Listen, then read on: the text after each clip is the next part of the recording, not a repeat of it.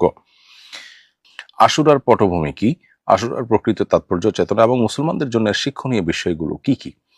খুবই গুরুত্বপূর্ণ একটি প্রশ্ন এবং সময়োপযোগী একটি প্রশ্ন। প্রিয় দর্শক, মুহররম মাস চলছে। মুহররম মাসের 10 তারিখকে বলা হয় আশুরা।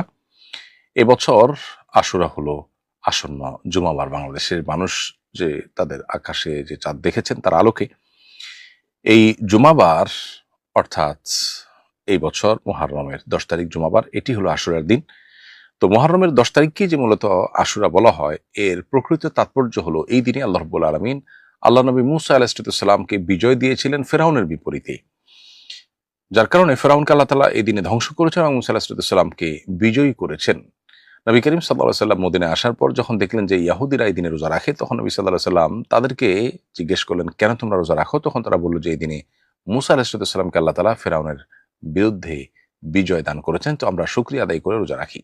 তখন নবীজি বলেছেন, নাহনু আহাক্কু বিমূসা, আমরা মূসার প্রতি আল্লাহর অনুগ্রহ হয়েছে, বিজয় দান করেছেন আল্লাহ তাআলা, সেজন্য তার জন্য শুকরিয়া আদায় করার হক তোমাদের চেয়ে আমাদের বেশি।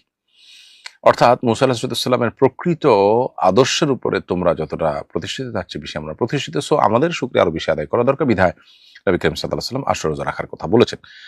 আশুরার মূল চেতনা হলো সত্যের বিজয় হবেই হবে। আমরা আশুরার যে মূল ঘটনা বনী ইসরাইলের সময় ঘটেছে, মূসা আলাইহিস সালামের বিজয় দানের মাধ্যমে এবং ফেরাউনের ধ্বংস করার মাধ্যমে, সেই একই দিনে আমরা দেখি ইতিহাসে একটি নির্মম ঘটনা ঘটেছে। নবী সাল্লাল্লাহু আলাইহি ওয়াসাল্লামের ওয়াফাতের পরে তার প্রিয় দৌহিত্র হোসেন রাদিয়াল্লাহু তাআলা আনহুকে প্রিয় তার পরিবারের সদস্যদেরকে সহকারে কারবালার ময়দানে নির্মমভাবে খুনি আপনার ইয়াজিদের বাহিনী তাকে শাহাদাত বরণ করতে বাধ্য করেছে।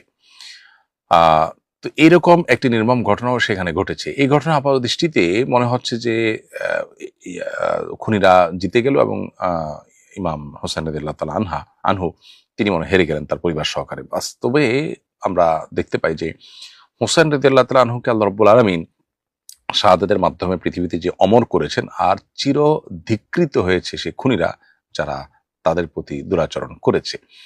অতএব এটাও মূলত আদর্শের বিজয় ছাড়া আর কিছুই নয়।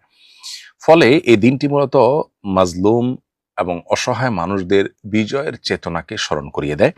বিধায় আমরা সত্য এবং সতের উপরে সবসময় প্রতিষ্ঠিত থাকব, কারণ এটাই বিজয়ী হবে আজ কিংবা কাল। বাহ্যিকভাবে পরাজয় বা গ্লানি দেখা গেলেও তার পেছনে লুকিয়ে থাকে বিজয়। এটি আশুরার অন্যতম গুরুত্বপূর্ণ চেতনা।